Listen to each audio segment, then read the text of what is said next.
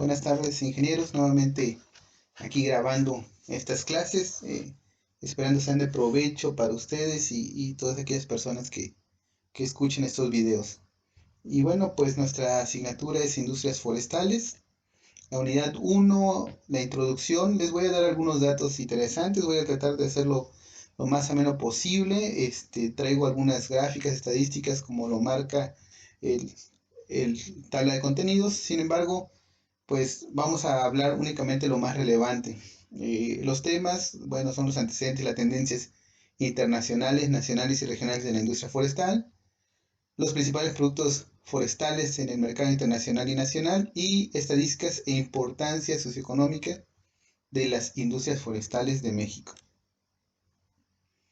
Pues antes de empezar con este asunto de las estadísticas, sí me gustaría meterme un poquito en la historia. Me encanta la historia, creo que es algo que nos puede ir fortaleciendo muchísimo. Y bueno, pues encontré o busqué, mejor dicho, cuáles eran las primeras sierras que el ser humano usó para cortar la madera y hay algo muy interesante. De primera instancia, bueno, pues las primeras sierras o herramientas que se ocuparon para poder cortar la madera fueron precisamente trozos de madera en los cuales se insertaban micrólitos. Estos micrólitos pues simplemente son artefactos líticos que eran tallados con la intención de que cortaran, ¿verdad? Son las primeras herramientas que se registran con respecto al hombre, o herramientas de caza, o herramientas de construcción y demás, ¿no? Estas sierras, que eran más o menos como este estilo, bueno, pues fueron desarrolladas en la Edad de Piedra. Sin embargo, en el periodo superior. Sin embargo, bueno, algunas personas comentan o dicen que antes de la Edad de Piedra había otra edad que era la Edad de Madera. Y en ese entonces, bueno, pues era cuando el hombre únicamente usaba la madera. Sin embargo, en la Edad de Piedra empieza a usar estos materiales, empieza a construir sus hogares y algo que verdaderamente marca la Edad de Piedra, pues es el uso del fuego.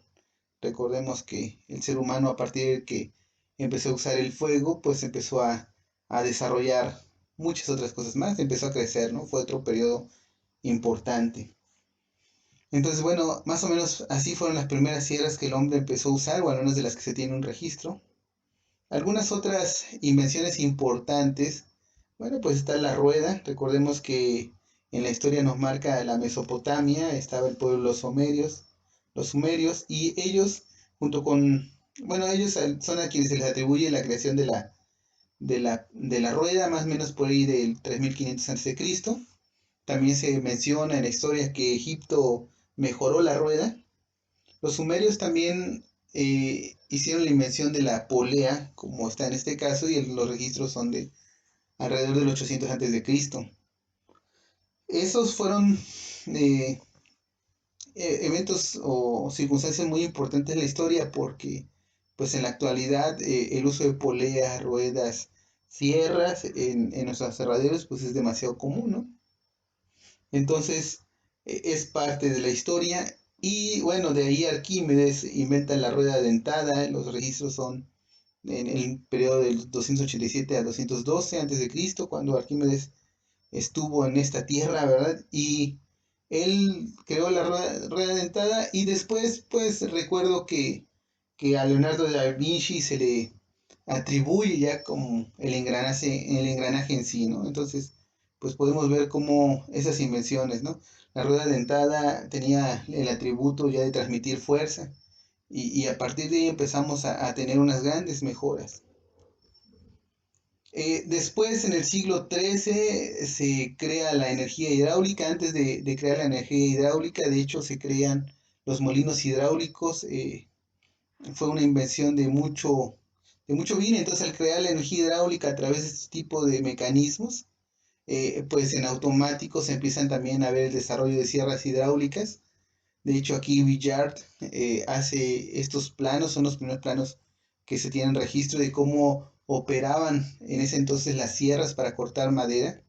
Y bueno, eran de esta forma, ¿no? De hecho, igualmente eran este tipo de ruedas, las cuales movían la maquinaria y podían serruchar, ¿no?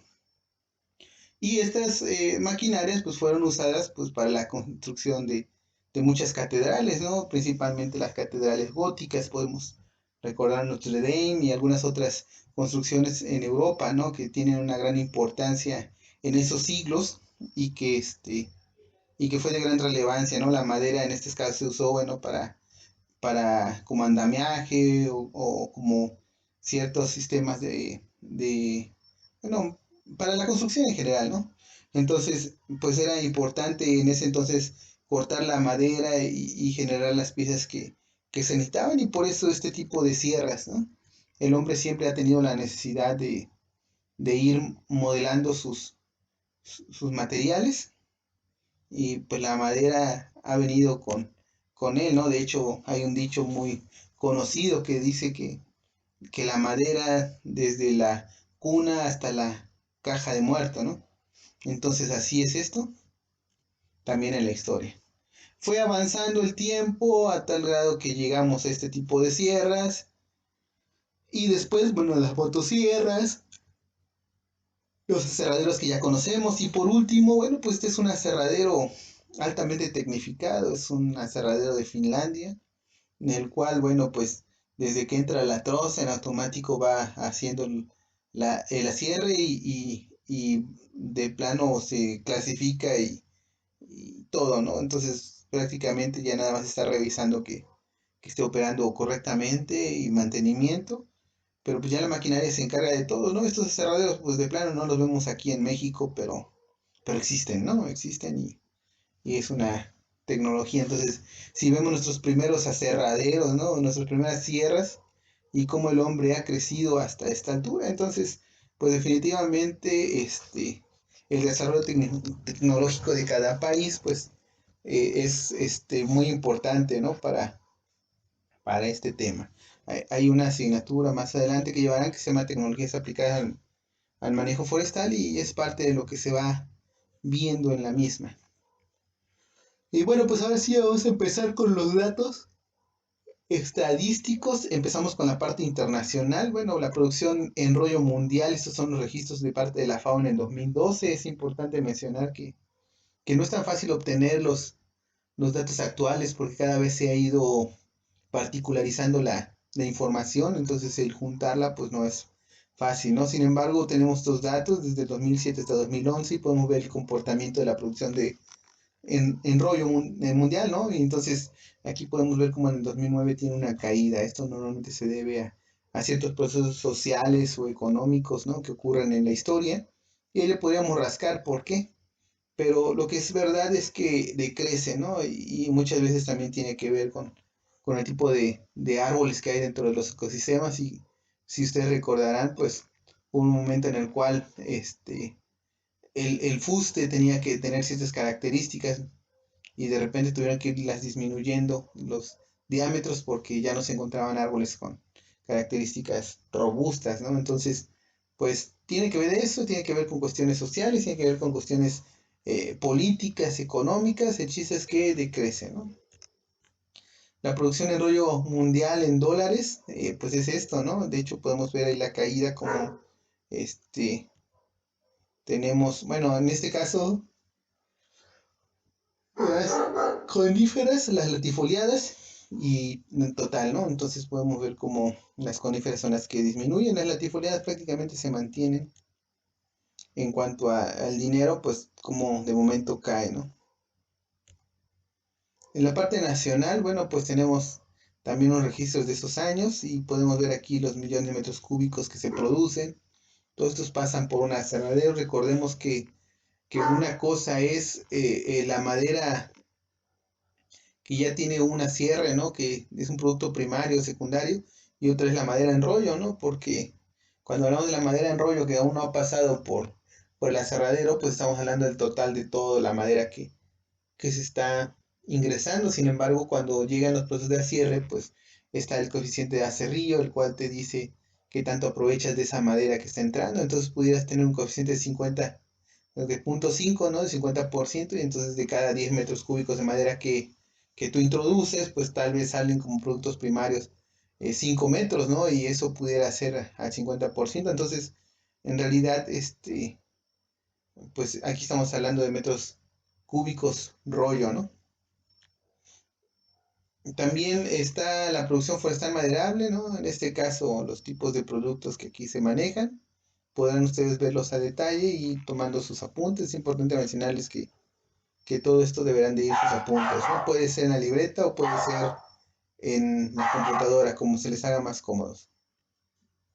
En este caso, bueno, estamos viendo en nuestra República Mexicana y tenemos en pantalla los 5 estados con mayor producción forestal. De hecho, en este caso tenemos Durango, Chihuahua, Veracruz, Oaxaca y Michoacán, ¿no? Entonces, Durango con el 32.8% de la producción total, esto es en 2013, prácticamente se reporta hasta 2012. De ahí Chihuahua, ¿no? Veracruz es de los que también aportan, aunque en menor escala. En ese entonces era el 4.93%. Y prácticamente cinco estados, perdón, aportan casi el 70% de la producción total. O sea, todos los demás pues tienen una producción muy baja. En el caso de la producción forestal maderable por producto en metros cúbicos, bueno, aquí tenemos, ¿no? En estos años, la madera de serrío, la celulosa, la chapa de triplay, se puede ver el comportamiento aquí y la variación. Y en este caso es por eh, producción forestal maderable, por género, ¿no? En este caso son pino, oyamel, conífera, encino. Y aquí cómo se va comportando también la participación. Recordemos que por lo general el área forestal tiene una muy poca participación ante el PIB, el Producto Interno Bruto, entonces eso hace que no se vea tanto, ¿no? O sea, por lo general hay otros sectores agroindustriales o económicos que se ven más que el sector forestal, sin embargo, bueno, pues es muy importante. Porque estamos hablando del uso adecuado de los bosques y los ecosistemas y la buena administración de los mismos, ¿no? Entonces aquí también podemos ver la producción forestal maderable nacional por estado y por género. Entonces aquí tenemos pino, yamel y en este caso, bueno, podemos ver que Aguascalientes, perdón, que Baja California pues no produce absolutamente nada, o al menos hasta ese año. En el caso de Veracruz, está Veracruz aquí, bueno, podemos ver que normalmente el tipo de especie en la cual se enfoca es el pino, y bueno, de ahí hay otras más, como por ejemplo el encino, en la zona y algunas tropicales, ¿no? Entonces, la zona de Perote hacia Alto Tonga, pues por lo general es una zona de transición o ecotono también se le maneja o se le dice, ¿no? Y en esa zona pues podemos encontrar árboles de encino entremezclados con pino, precisamente por la zona de transición. Entonces, los programas de manejo pues, por lo general tienen esas especies para aprovechamiento. Este es en cuanto a el valor de la producción en pesos y bueno, pues aquí ven más o menos cuáles son los estados que tienen la mayor participación económica, ¿no? O cuántos dinero están manejando en función de las diferentes especies. Aquí a simple vista una de las cantidades más grandes pues es la de Chihuahua, ¿no? Dirían por ahí Chihuahua. Y la de Chihuahua pues aquí pueden ver la participación de pinos, cuánto está más o menos, y en encinos, ¿no? Cuánto está moviendo el dinero. Por otro lado, tenemos la producción de acuerdo al tipo de producto y el estado, ¿no? Entonces podemos ver quiénes manejan escuadrilla, quién es celulósico, quién es chape triple, quién es junpa leña, quién es para el carbón, ¿no? Y entonces aquí vemos los estados. En realidad estas gráficas están muy importantes, muy interesantes porque podemos hacer un gran estudio, de hecho, de aquí, o sea, ver participaciones por estado, por regiones, tipo de productos que más se desplazan, y entonces en función de eso podemos ver el superávit, el déficit, toda esta cuestión, ¿no? Estos son los tipos de productos, ¿no? Que se obtienen. Y aquí vemos el comportamiento en gráfica de barras, ¿no? Los miles de metros cúbicos rollo con respecto a los millones de pesos que estos generan. De igual forma, en esta tabla podemos ver la producción forestal maderable de acuerdo al estado y al producto. Aquí podemos ver la producción forestal maderable nacional por género y por grupo. Entonces aquí, bueno, la madera de pino, cuánto se va para la escuadrilla, cuánto se va para los celulósicos, la chapa, el triplay. Entonces podemos ver que el pino muy poco se usa para el carbón, pero aquí podemos ver cómo algunas otras latifoliadas y el encino sí, ¿no? Y de hecho es una de las mejores maderas para el carbón. Entonces podemos ver aquí los usos en función del género, ¿no? Y aquí podemos ver el volumen de la producción, ¿no? Esta otra gráfica muestra la producción por género y grupo, también en cuanto a el dinero y la cantidad de madera. Aquí, esta es muy interesante porque podemos ver la producción forestal por producto, por volumen y por valor, ¿no? Entonces, por producto son los colores, ¿no? Entonces, los que se van para escuadrilla, bueno, aquí son las gráficas de pastel que están en amarillo, los celulósicos en rojo. Podemos ver cómo en este caso el norte y el centro del país hay producción para celulósicos, muy poco hacia Oaxaca, Guerrero, ¿no? Y pues nada hacia la península. También podemos ver como la chapa y el triplay, pues por lo general lo vamos a encontrar más hacia el norte y de ahí en fuera en la zona centro pues no vamos a encontrar nada. Los postes, pilotes, morillos, de igual forma, ahí sí hay un hacia el norte y una parte hacia la península. La leña, que esa sí está distribuida casi en todo el estado, bueno, más que nada en la zona centro, en la península y por ahí en la zona norte, pero es más por la carnita asada, ya supongo. ¿No? No, en realidad, o sea, sí hay una producción, pero se centra más en la zona centro. Y entonces el color nos indica el tipo de producto, de ahí la tonalidad de verde en el estado nos va a indicar el valor de la producción en millones de pesos. Entonces, los estados que tienen un verde más oscuro, los que tienen un mayor ingreso por esos productos, y los que tienen claro, más claro, pues es un menor ingreso. En este caso, Tabasco, pues no tiene participación. Y la producción maderable en metros cúbicos tiene que ver con el tamaño del círculo. Entonces, entre más sea grande el círculo, pues es una mayor producción. Miren, aquí es bien curioso, ¿no? Porque hay un mayor valor de producción, en este caso en Chihuahua, pero aquí nosotros podemos observar cómo hay una mayor cantidad de productos, ¿no? Pero menor costo de producción.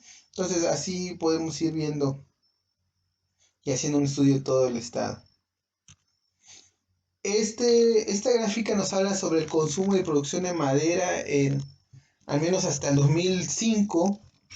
Y podemos ver cómo la producción per cápita es menor al consumo per cápita. ¿Esto qué quiere decir? Que hay un déficit, por lo tanto, mucha de esa madera que nosotros necesitamos, pues es importada de otros países. Desafortunadamente podemos hablar de Chile, y digo desafortunadamente porque nosotros sabemos que los pinos, ¿no? Pues son una especie casi, un género casi exclusivo del hemisferio norte, por la historia de cómo estos se migran se cree que desde el norte de China, Europa, Canadá, Estados Unidos, México, y va bajando, ¿no? Hasta llega un punto que geográficamente pues ya no puede avanzar y ya no llega a la parte sur, ¿no? Y entonces ahora, pues la gente tomó semilla, identificó los requerimientos ambientales, estableció las plantaciones y podemos ver ahora países como Brasil,